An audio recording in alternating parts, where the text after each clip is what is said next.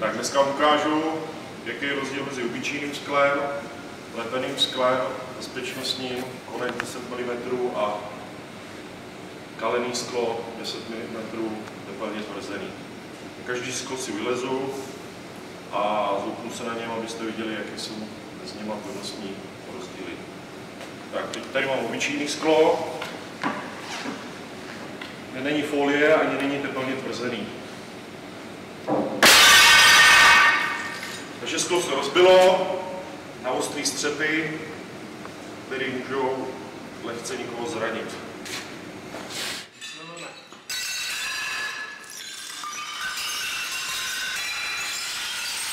Teď už šlo konec, jsou dvě skla, mezi nimi je folie, který není ani zase takový problém ho rozbít, ale když se rozbije, tak zůstává po kupě.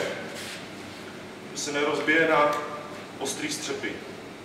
Užívá se hlavně na balkóny, kde hrozí, že by mohl člověk propadnout, a nebo kdyby to starenko vysypalo,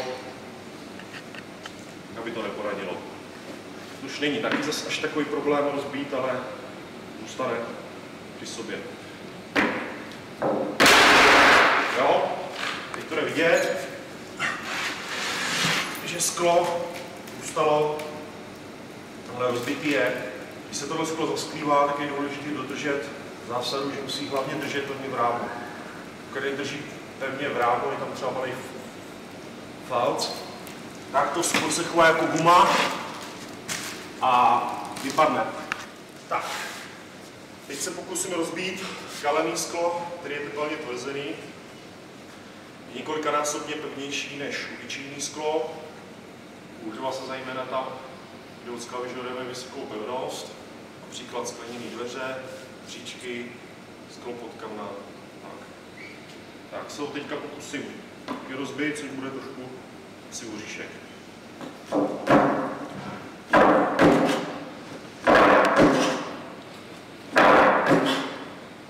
Už ne, máš 100 kg, pojď to zkusit.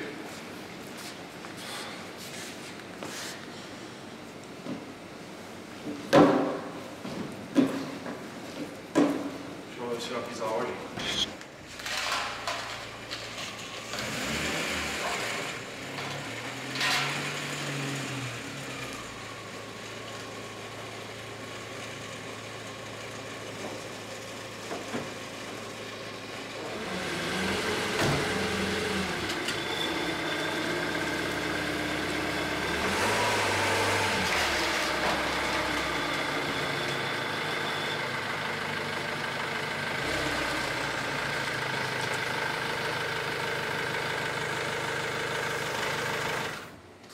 Sklo furt drží. Tady vidíte, co vydrží bezpečnostní sklo. Kdo máte doma, co vydrží. Ale jednu věc nemá rádo.